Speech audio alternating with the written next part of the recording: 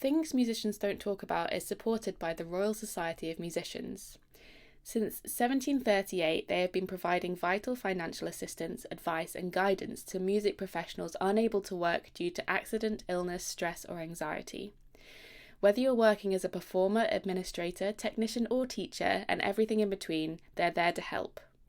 If you know of someone in need, you can contact them in confidence by visiting their website, which is www.rsmgb.org, or you can contact them by ringing 020 7629 6137. Support their work by becoming a member or donating today. Hello and welcome to Things Musicians Don't Talk About with your hosts Hattie Butterworth And me, Rebecca Toll. Within our vibrant musical world, it can often feel that the struggles and humanity of musicians is lost and restricted. Having both suffered in silence with mental, physical and emotional issues, we are now looking for a way to voice musicians' stories, discuss them further and to connect with the many others who suffer like we have. No topic will be out of bounds as we are committed to raising awareness for all varieties of struggle. So join me, Hattie and guests as we attempt to bring an end to stigma by uncovering the things musicians don't talk about.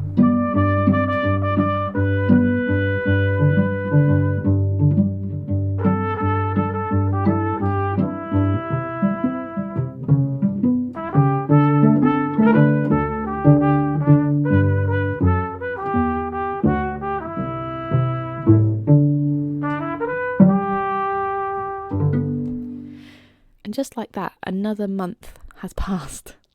I just can't believe it. It feels like everything to do with the podcast that kind of happens on a monthly basis just keeps on coming round in a very loving way, of course. But I am starting to feel with those winter vibes, slightly burnt out and like a bit on a treadmill at the moment. Anyway, sorry to start on such a heavy note. But yeah, we're back. Well, I'm back. This is Things Musicians Don't Talk About. And a little bit later on in the episode, we have an interview that I conducted with just such a brilliant woman, Jessica, who is a DJ. She works with the Voices team, and we met on WhatsApp when she shared that she wanted to talk about her story with somebody, preferably on a podcast.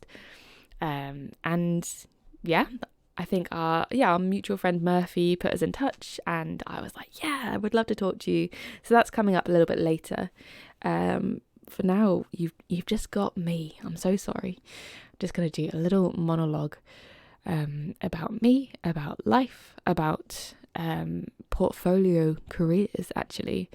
So I've actually been putting off recording this 20 minutes. I just feel so low on energy at the moment. I know it's partly just because it's so dark and cold and I'm kind of going into my winter hibernation mode where I find it very, very difficult to get anything done.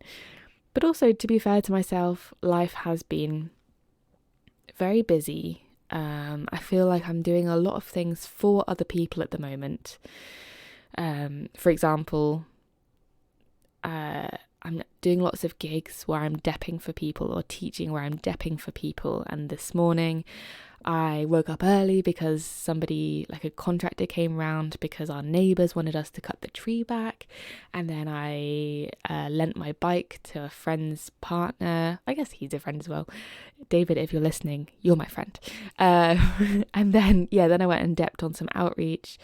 And this evening I'm helping my partner pack, I just feel like I'm being pulled in all directions at the moment, which doesn't leave a lot of space for myself, my own self-care, and in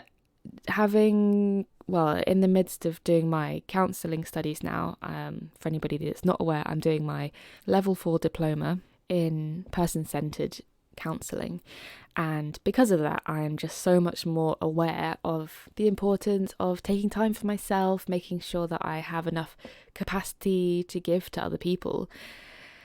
And I just find myself getting so frustrated again and again and again at how much my people-pleasing tendencies haven't gone away. I know that they're a lot better. This morning I had a student's mum call, and they hadn't been in touch for 3 months. They just kind of disappeared after the summer. This is the thing about private students and teaching. People just disappear, and they have so much power over you, and that's your regular income. So when they disappear, it's like, what? And we've done all the contracts and stuff, but nobody seems to stick to them. Anyway, she called up this morning and was like, I'm so sorry, life's been so stressful, children have been ill or whatever, and I was wondering if you still had time to teach. And I'm so bad at saying no on the phone, which is, I think, generally why I let my phone go to voicemail unless it's something that I think could be a gig, because I know that if I have the power to plan what I'm going to say, I have the time to think about it, maybe write it down or even send an email, I'm so much more likely to be able to protect my boundaries. But answering the phone, I'm so bad at that. Anyway, so I was really happy that I said, actually I'm trying to cut down my private teaching, I don't have much time. And she sounded really disappointed, and I felt my stomach turning and my fists were clenching, and I was just feeling so anxious about it. But I stuck it out, and just said no, which is such a hard thing to do. I mean, especially as a freelancer in any capacity, saying no to regular work, even if it ends up being really flaky, and that student's family is just maybe a bit chaotic, maybe they just need to be a bit more flexible than suits me. It just wasn't going to work out. So anyway, I'm aware that I don't have much time for myself at the moment, which is frustrating because I feel myself going through this cycle again and again and again. And what's even more frustrating is that with this podcast, we advocate for being there for yourself and being aware of your boundaries and being aware of your self-care and, making a sustainable career for yourself. And the same with counselling. This is the fundamental self-care aspect of being a therapist. You need to look after yourself. I mean, let alone for the fact that you won't be able to look after others if you don't. And I have my own personal therapy where we talk about this so much. And I have, done so much work to, within my personal relationships and my familial relationships to set those boundaries. And yet here I am again. So yes, as you may be able to hear, I'm a little bit frustrated by myself. And I don't know how it's going to change, partly because we are still in a cost of living crisis, and that means having to work more. You can't just decide to work for more money in a lot of cases. You just have to work longer hours or more jobs, or I'm doing some cat sitting and some dog sitting for absolutely almost no money. But it's just like filling in the free time here and there, isn't it? Which is so dangerous. And then on top of that, there's Palestine, Israel, Ukraine, Russia, this news is so overwhelming and really adds to the feeling of just constant emotional overwhelm, which translates into physical fatigue and brain fog and all these things. And I feel like I haven't seen my friends in ages, but whenever I do, nobody's doing that well because everyone's really just, the weight of the world is really heavy right now. So I don't have any tips. I just wanted to say that I see you if you're feeling the same way, and we'll get through this. We always do, but perhaps we should try and change something at some point so we don't end up here again, but who knows. I actually also put out a thing on Instagram earlier today because I was like, I've got to record 20 minutes of our Voices radio slot and I don't know what I'm going to talk about. I'm procrastinating. Can someone please give me a question? And we had a lovely listener ask, I don't know if I'm allowed to use their name, so I won't on this occasion, but they asked, how do you get into having a portfolio career? Which in the moment, even the question stressed me out. I think because everything's so overwhelming right now and I'm really not dealing well with having a portfolio career, everything in my body and my brain is going, just quit everything apart from one thing and you can just focus on that. And I know that that's not how I like to work, but it's really pulling me towards that. So when I received the question, I wanted to be like, don't do it, it's a trap. But it is, it's the best way, I think, to be a creative, because I think it allows you, when it's functioning in a slightly better way than what I'm operating at right now, and when you're not in a cost of living crisis, I think it can give you room to explore your art. It gives you room to keep things fresh, get some perspective, keeps things really interesting. It can be stressful, of course, and it's like buses, isn't it? Like, as soon as you don't have any work and you're craving work, then everything comes at once and then it's way too much.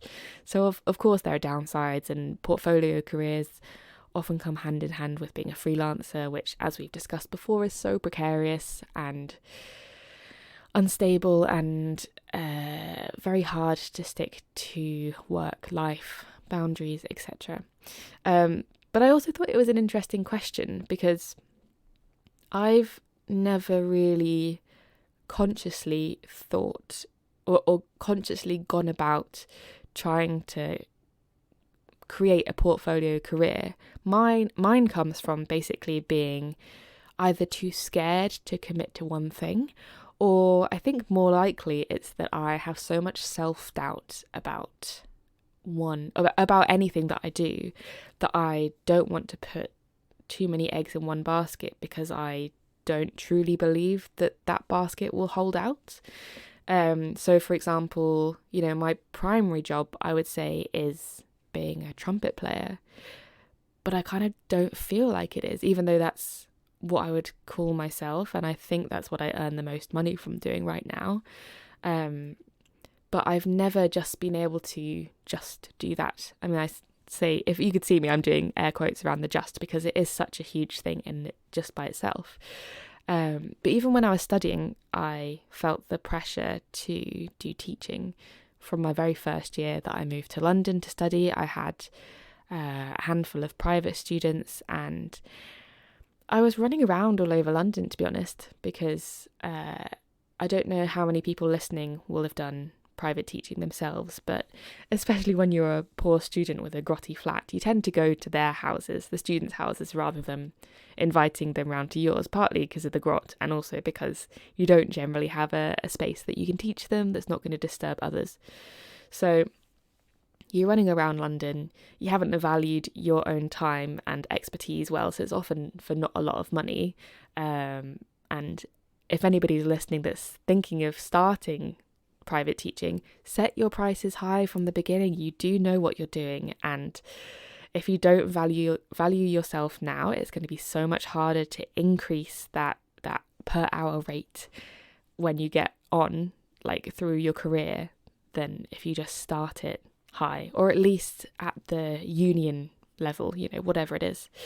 So going back to what I was saying about portfolio careers, I've always felt this need to have something on the side just in case. And part of that is because I've always had people in my life doubting, or verbally doubting me to my face, saying, what about, have you thought about having something else just in case? Because, maybe you're not the best trumpet player, or there are other people out there, or just, constant, self-doubt is so persistent anyway, but when you have other people encouraging you to have a backup plan, that can really affect you as well. So I've always had that, and on top of that, the people-pleasing aspect of, oh, I guess I could just add that on, like, yeah, I'll do this for you, I'll give it a go, even if I don't feel completely comfortable with it. I'm sure I value other people's comfort over my own oftentimes. So there have been points in my life where I've been teaching, I've been an events harpist doing weddings and things, and I've been an orchestral trumpet player and a baroque trumpet player, and I've been things that aren't even a job. I've been, really into running, and then really into volunteering, and now I'm training as a therapist, and I have the podcast and everything. And so I don't know what I'm trying to say with this other than I've never consciously thought about getting that, because I think it's so easy to end up doing multiple things because you feel like you should, or because you feel like it's the safer option. So I don't know what my advice would be other than make sure what you're doing is something that you know the intention behind. And I think it's totally valid to have something you're doing just to make money so that it funds your other creative venture. I think it's sad that we have to do that, but a lot of people do and make it work.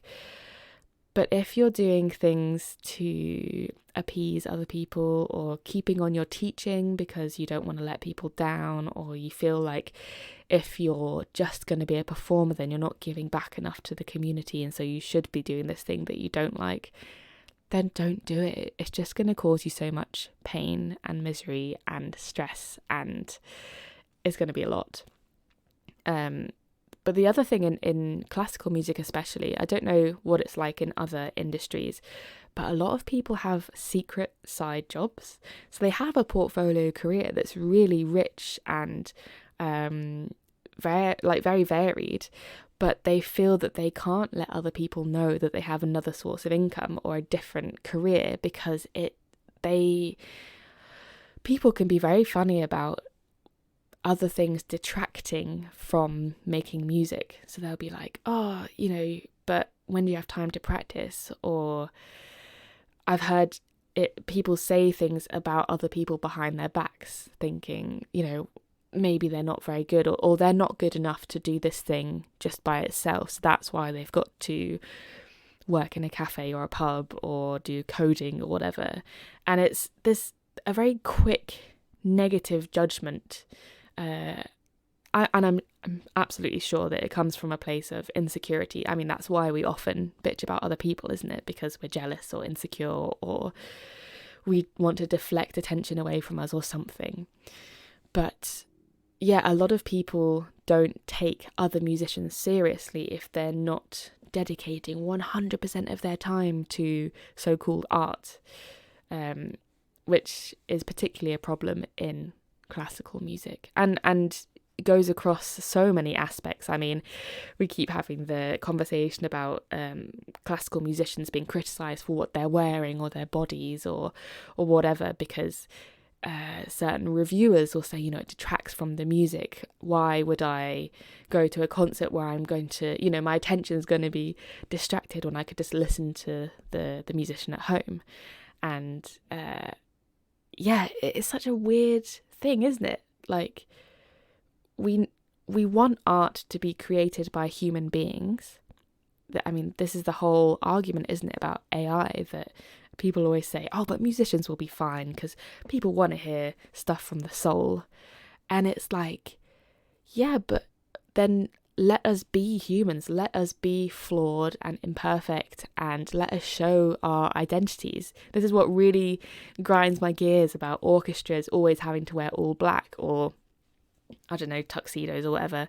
I mean, that's a slightly different thing, and then often the women have to wear all black because God forbid they wear a tuxedo, or whatever. I don't even know the name for it. Tails, that's the one. But yeah, when people have to wear all black and you're thinking, but these are the most expressive, interesting people doing such an amazing job of being so virtuosic, and they've put in so many hours of hard work. Why wouldn't we want to see how they express themselves and who they are? Why would we want to just see a sea of, floaty black blouses and high heels? And I get that people want to focus on the music, and especially if there's a soloist, they don't want to feel like the other musicians are upstaging them, I guess. But it just feels like such a weird industry to try and equalize everybody out by putting them all into black clothes or asking them to tone down their expression or whatever it is. So that's my ramble. I guess I have almost made 20 minutes, which is brilliant. Well done me. So I'm going to hand over to myself and Jessica in a second. Please do get in touch if you enjoy the episode. If you don't enjoy the episode, if you want to discuss something, honestly, I love hearing other people's perspectives and ideas and their experiences within the industry or in other industries. If you would like to get in touch, we are at TMDTA Podcast on all of the socials. We've got thingsmusiciansdon'ttalkabout@gmail.com, and our website is www.thingsmusiciansdon'ttalkabout.com. So yeah, without further ado, let's go over to myself and Jessica. Thanks for listening. All right, hello and welcome back to Things Musicians Don't Talk About. I'm here today in Pirate Studios. I've never been here. You book a little studio and it's really cool and professional, except from I can't work any of the stuff. Today I'm here with Jessica, who is a fantastic DJ who I met through Voices Radio, kind of, on WhatsApp. How are you to Jessica? How are you to Jessica? Jessica. How are you today, Jessica? It works. I'm really good. I love Pirate Studios. Yeah? This is my second home. Your second home? I mean, it's my first home. Your first home. How much time do you spend here a week? 2-3 times a week. Yeah. Pretty nice. Yeah, it's nice. Good.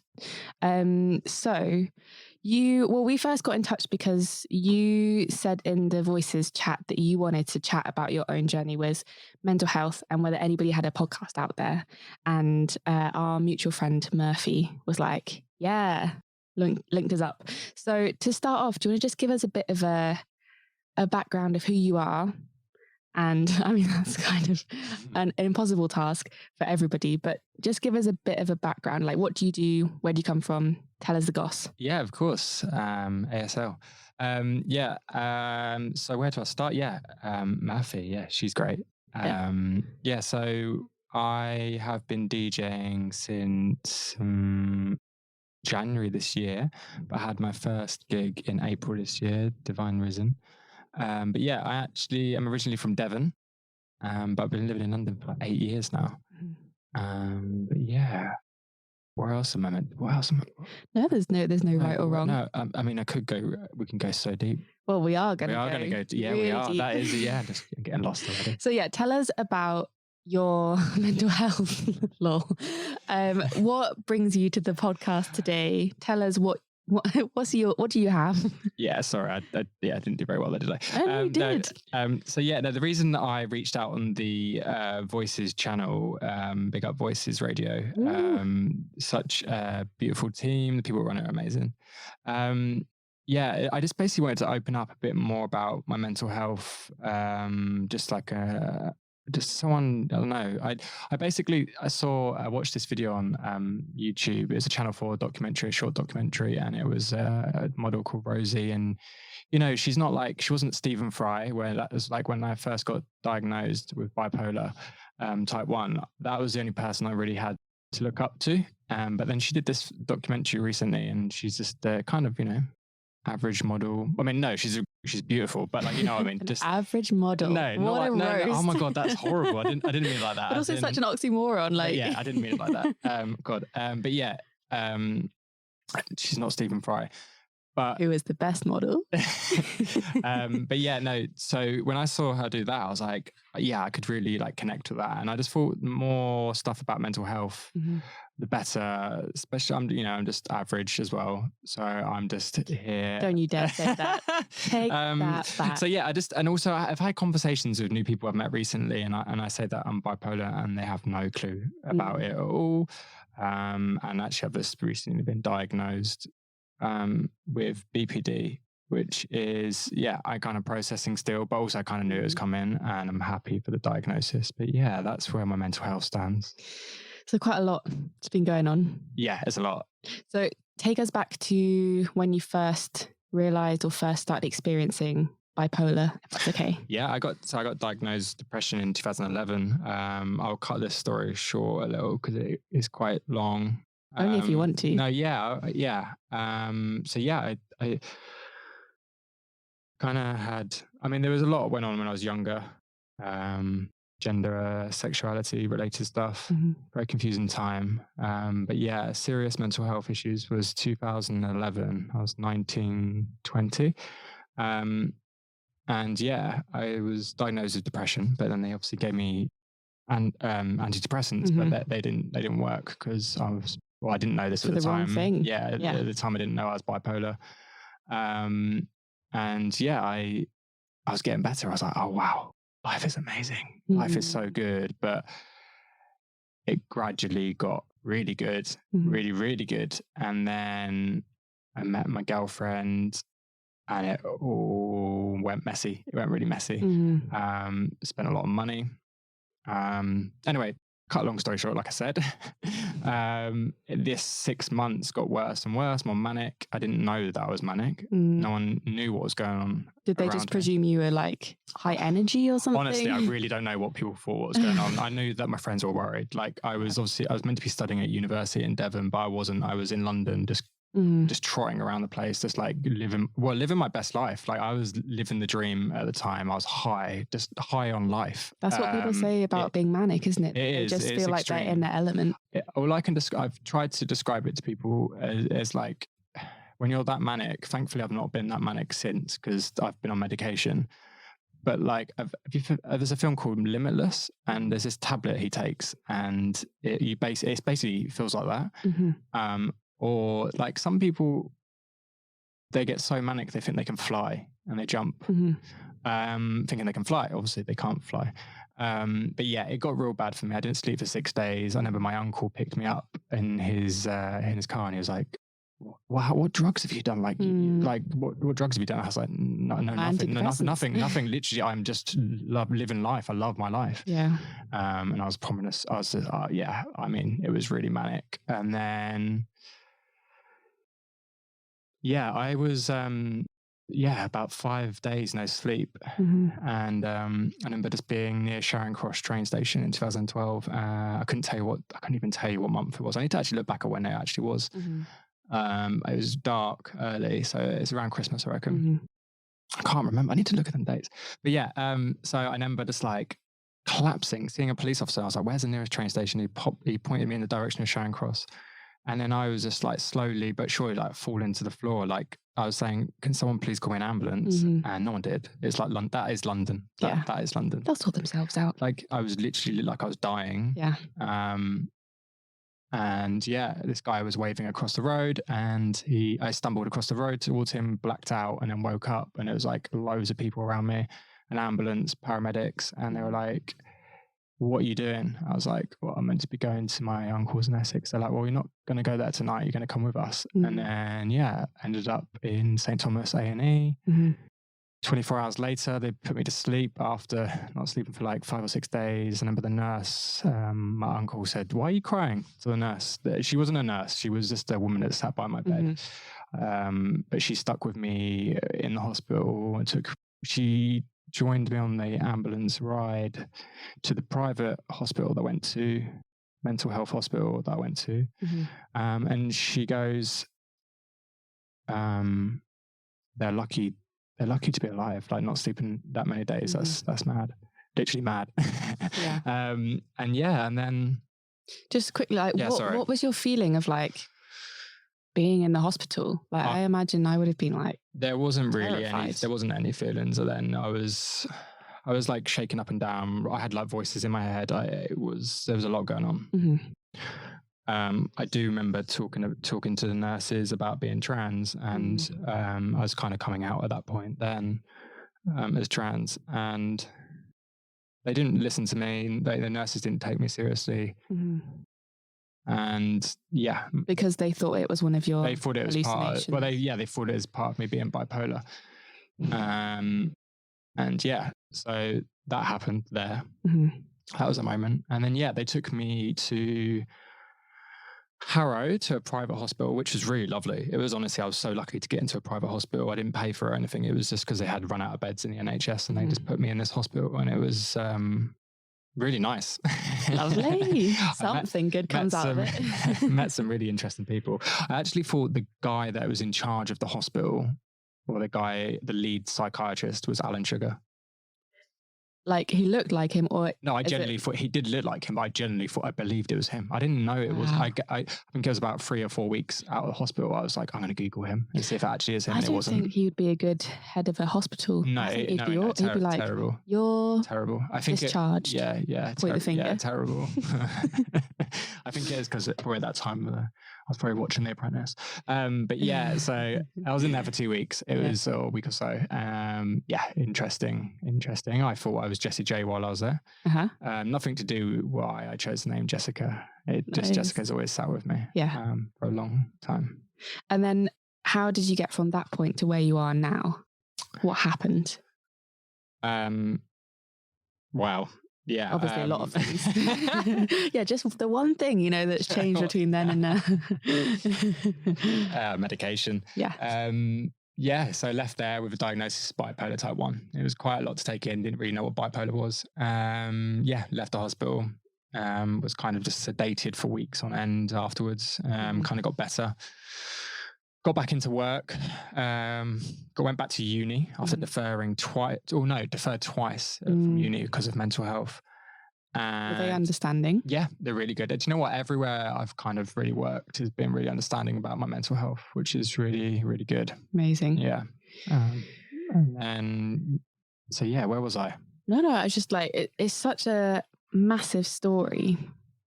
And it's just so, I mean, I know it sounds so cliche, but it's incredible that you are where you are today doing what you're doing. And I know that things are still difficult, and that's more amazing to me that you're still experiencing it and wanting to talk about it. Like, we often hear from people that want to talk about it after feel like they've completely recovered.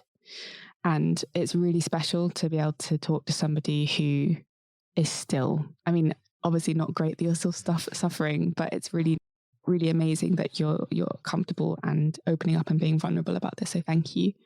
Yeah, thank you. Yeah, thank you. I've like always wanted to work in mental health for a long time. I think from the early days of after being diagnosed with bipolar, maybe a few years in, I was thinking about it. Well, no, I wasn't. I was at uni having fun then, actually. But maybe after that, maybe in the last few years. Yeah. And people would always send me jobs, and I'm like, I don't know, maybe I'm not in the right headspace to be doing that. But I think I just want to, like, especially getting into music recently, I just want to try and do it a different way. Doesn't mean like working on a ward or something, but trying to use my experience positively, what I'm doing now in music, maybe helping other musicians, being able to open up or just talk to each other, help each other out. It's hard. That's the thing, like being in mental health or working with mental health takes so many different forms, whether it be just being in a quote unquote normal job, but being an empathic person that can listen, or being on a ward, or being a counsellor, or being in music and having that awareness. I think the opportunities are endless. Yeah, I remember like once like a friend saying to me, like, you're really good at just telling when people are not okay. And like some, the people who look the happiest also probably aren't always doing the best. And I had a few moments this year where my friends were like, I went to a hospital a couple of times this year. And my friends were like, oh, Jess, we thought you were like so happy. It's like, yeah, I know. But then it doesn't take much for it to change. For you, is that it is that it doesn't take much to change, or is it that there's this stuff building up and you're very good at hiding it? Do you know what? I think it builds up a lot of the time. For both, I think both, because the reason that I went in for a diagnosis of BPD was because my moods were over the years, like obviously it's different to bipolar. It is different. Yeah, tell me about what is the difference. So, but like bipolar is a chemical imbalance in the brain, and that affects your moods. And obviously you can get 10 out of 10 mania, which I say earlier, like, being able to fly. But with BPD, they said I've got like moderate BPD because it can get really extreme. But it's where I'm over sensitive and emotional to someone else who hasn't got BPD. They would just brush it off quite easily, but where it turns my world upside down. Yeah. And it might be over the littlest things. And I've been really finding that hard to process recently, but luckily, like I said, with the diagnosis, it's helping. You know, I'm not here to collect like a cabinet of mental health issues. Yeah, we're always like, oh, we got like bingo here. But he was saying that, you know, queer people seem to have, you know, neurodivergent tendencies, and he was like, I don't know why that is. I was like, I could tell you many reasons for that. I can think of like 5 reasons so right now. Yeah. And yeah, so for you, what does diagnosis mean? It's just giving myself help, helping myself. Yeah. And you can't really help yourself. You can't until you get a diagnosis, really. You can't really get the help.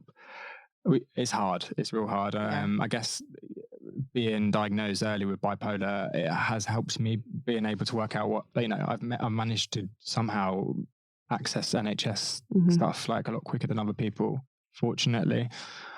Do you think that having a diagnosis, as much as it's difficult, as you say, it's kind of necessary, at least in this society that we have, the way that it's structured? If there was much more openness to different ways people work and different ways people be and do and everything, then maybe diagnosis wouldn't be so important.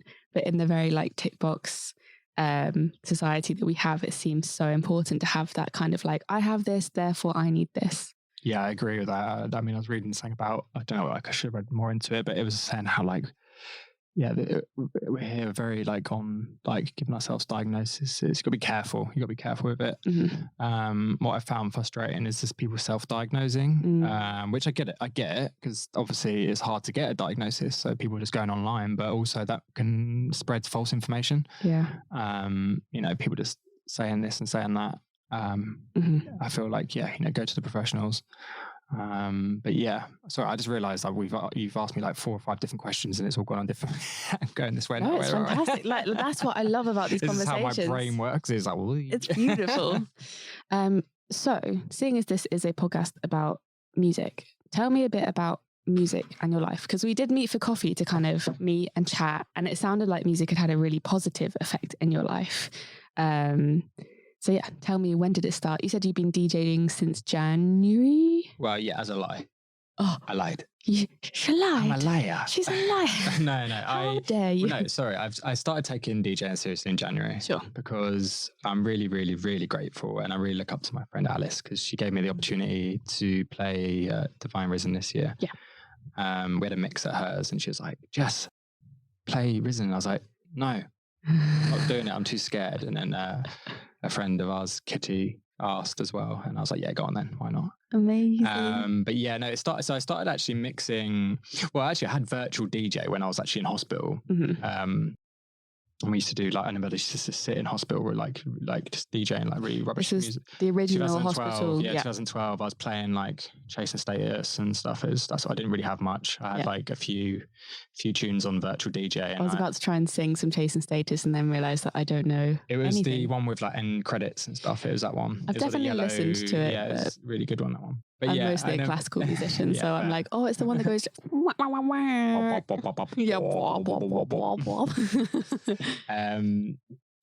but yeah, I mean, yeah, I've always been a lover of thumping music.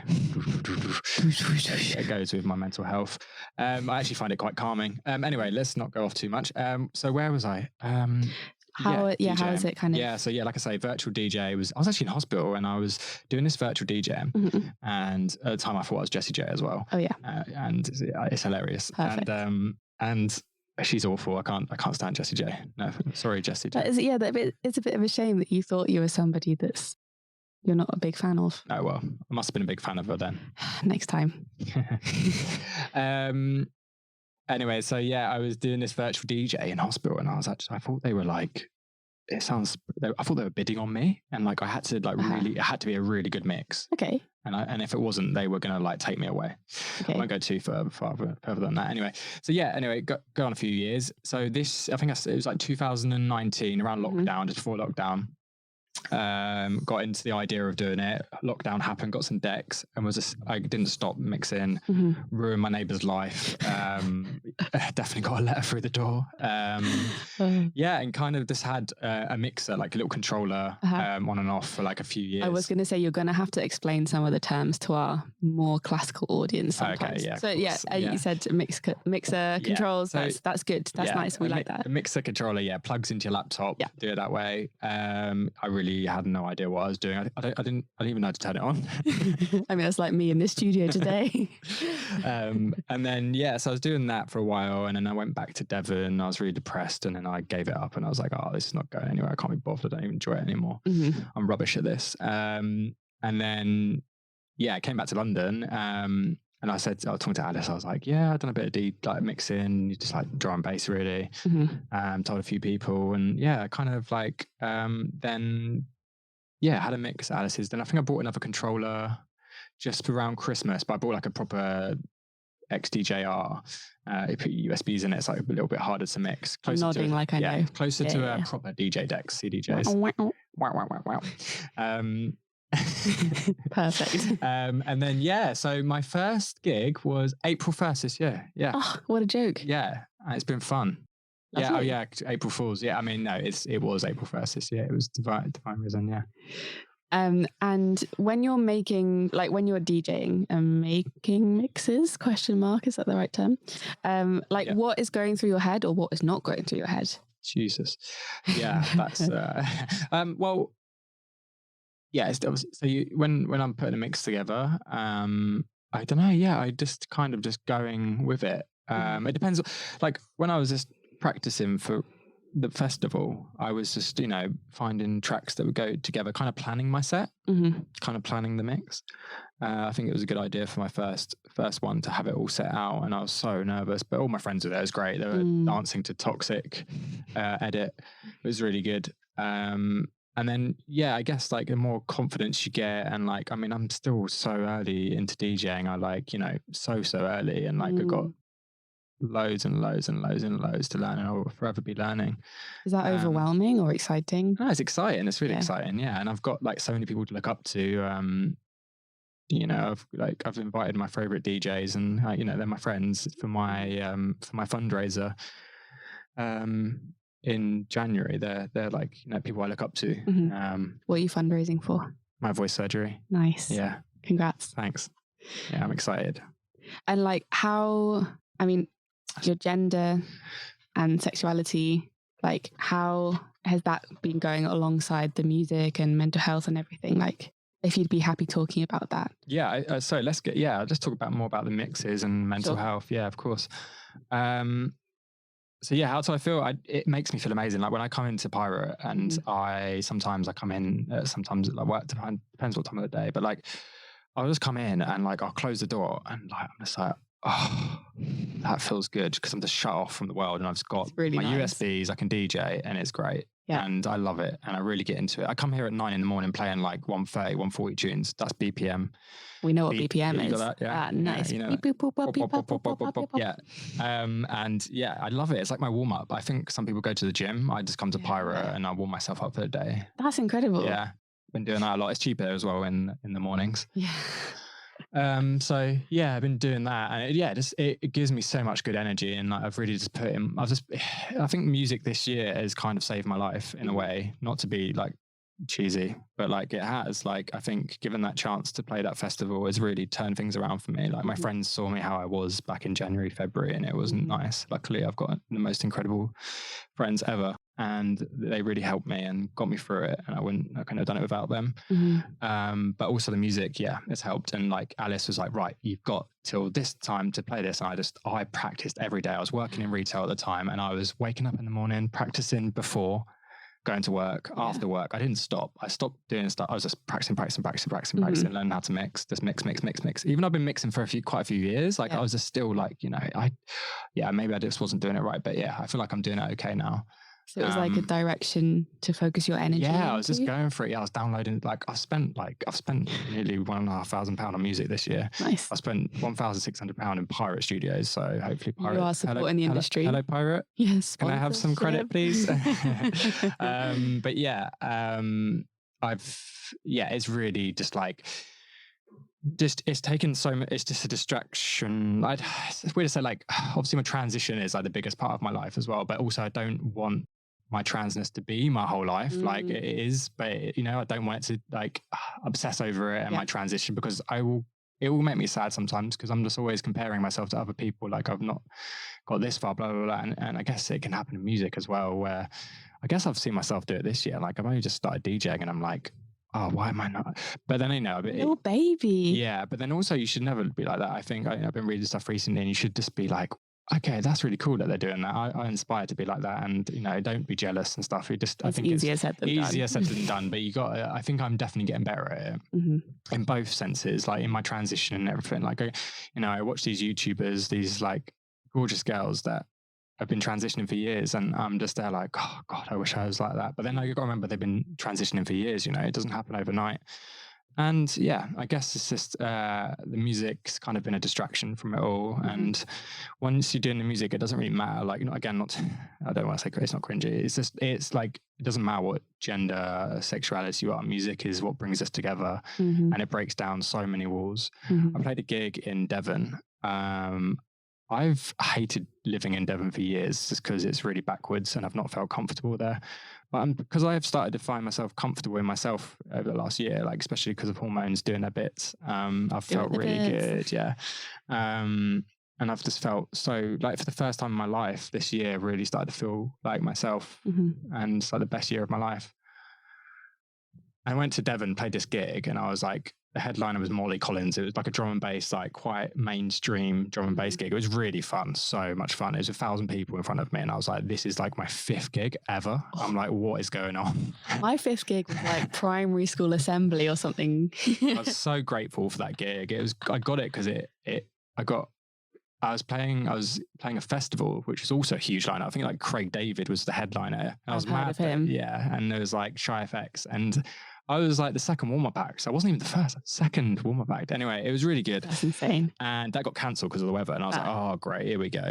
And then, they were like, don't worry, you can play the after party instead. That's still going ahead. We've got 1,000 tickets sold. Great. And then, so I was second on, and the crowd was booming. It was great. And I was really scared because there was a lot of people in Devon, I just thought these people were going to judge me for being trans. And they didn't. There was like these 18-year-old, 19-year-old boys come up to me afterwards, like, "Oh my God, you're amazing. Can we get a photo together? Can I follow you on Instagram?" Shouldn't judge, but like, this is how I've been made to feel. Yeah. And yeah, it was just amazing, just the reaction I got.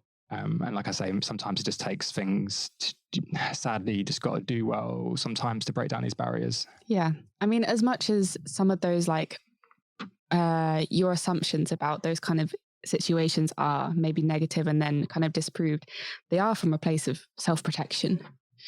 And as like, it sounds like it was a really affirming experience, which is great. And I don't think you were wrong to have those assumptions that then you amazingly did break. Yeah. Which is amazing. But like in general, the community spirit, like the community that you work and DJ in, how has that been? Because a lot of our guests work in music, and the communities that they work in haven't been particularly receptive to their mental health struggles, or whatever, others them. When we talked in the cafe, it seemed like perhaps the DJ world had been a bit more receptive to you and more supportive. But tell me in your words, I don't want to put words in your mouth. Tell me what you felt about the community that you work in.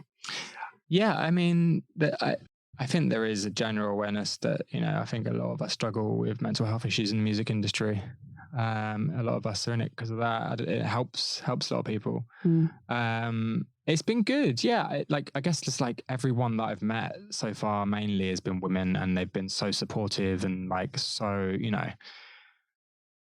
they've just, really just like helped me in every single way. And it's been really beautiful. I think we spoke about that, and it's been a really positive experience so far. Like, I've been very open to certain people, and they've just like, just welcomed me with open arms. And I guess, like I said, like every workspace has been good, but I was always in my head told that I needed routine and structure in my life to help my mental health. But I'll be honest with you, since doing just the music, it's really helped. And I've just been focusing on this and like something creative, and it's really, really helped.